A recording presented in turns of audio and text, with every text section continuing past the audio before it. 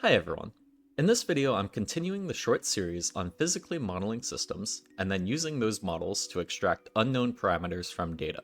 We'll start by seeing the dangers of using an incorrect model, and then we'll fix the model to work for a more complicated circuit.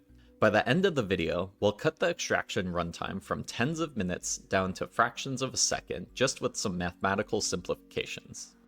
If you haven't seen part 1, I've linked it up top. Some quick recap. Last time we modeled a first-order low-pass filter, derived its step response, and then curve-fit that predicted response to measured data with C1 as the unknown. By sweeping C1 and minimizing the RMS error between the two curves, we found the optimal estimate for the capacitor's value. Remember, low RMS error generally means that the two curves are very similar. High RMS error means that they are different. In today's video, we'll repeat that idea on a slightly more complicated circuit with multiple unknown parameters. First, let's look at the modified circuit. I've added another unknown resistor, R2, in parallel with the unknown capacitor C1. Like last time, the value of R1 is measured to be 992 ohms. Let's get the step response of this new circuit and try using the old model from last time to estimate C1. Here's the step response plotted, and something's already off. Our original model predicted that the output voltage should approach the input step voltage as time goes on, but in the measured data, the final value is clearly lower than the input step. If we pretend nothing has changed and still use the old first-order model to extract tau and compute C1, we get a completely different capacitance from before. Simply adding R2 in parallel with C1 shouldn't magically change the physical value of the capacitor. Maybe we try to be clever and define tau as 0.632 times the measured final value instead, but it still gives a different C1 than our original experiment. So, what's going on? The issue is simple. We changed the circuit, but we didn't update our model. We're forcing data from a new system into an old transfer function. Any extracted parameters are physically meaningless. Let's update our model to match the new circuit.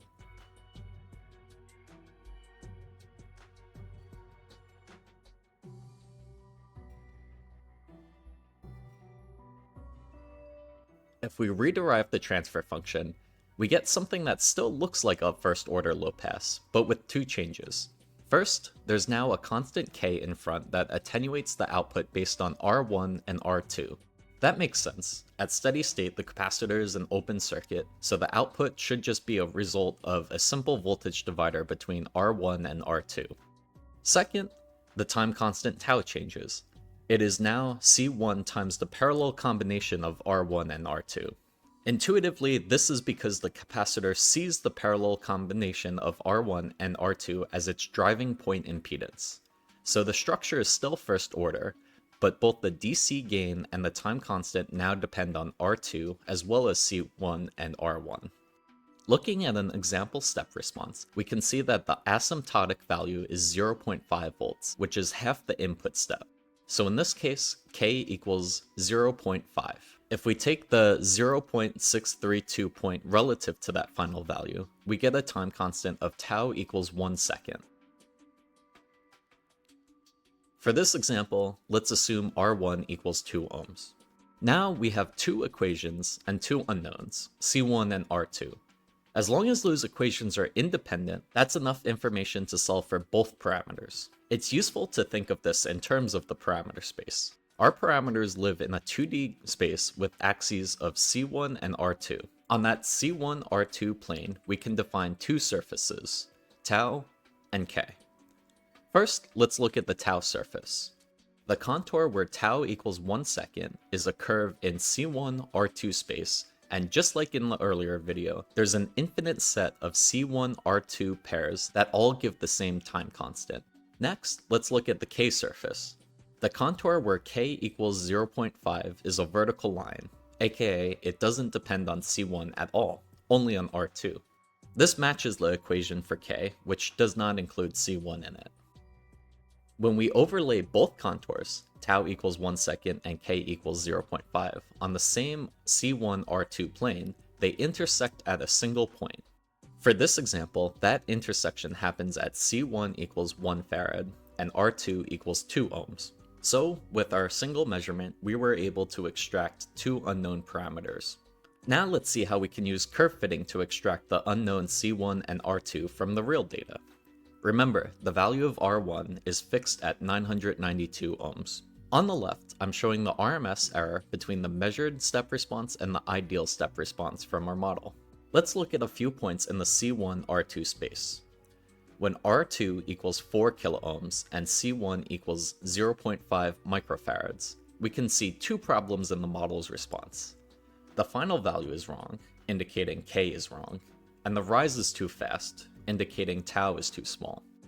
If we keep R2 fixed at 4 kiloohms, but increase C1 to 1.5 microfarads, the DC gain K still doesn't change, so the final value is still off, but the time constant tau is a bit closer.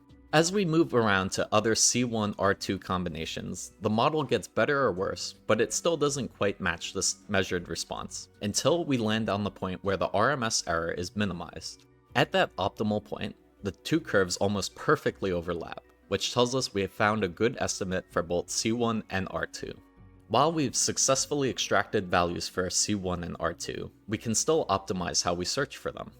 To build the parameter space plot, I filled the grid of points with unique C1 R2 combinations. In this example, I used 100 values of C1 and 100 values of R2, so the grid is 100 by 100.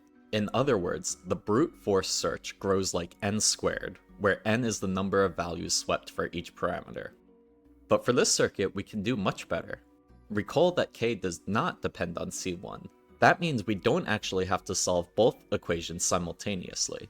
First, use K to solve for R2, and then use tau to solve for C1 with our found R2.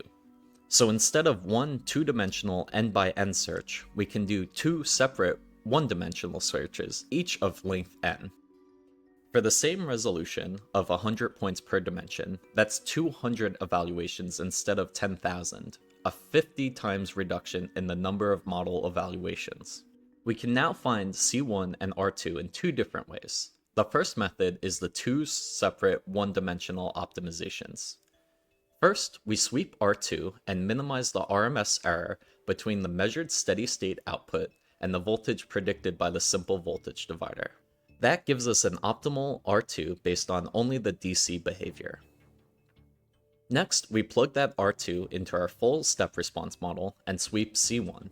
Here, we minimize the RMS error between the full measured waveform and the model's waveform. The result is an optimal C1 for that fixed R2. Compared to the original n by n grid, we've already reduced the work to two separate one-dimensional sweeps of length n. The second method is a single one-dimensional sweep plus closed-form solutions. K actually doesn't require any curve fitting at all, it's just the ratio of the steady-state output and input. In this method, we still extract tau with our single one-dimensional curve fit on the full step response.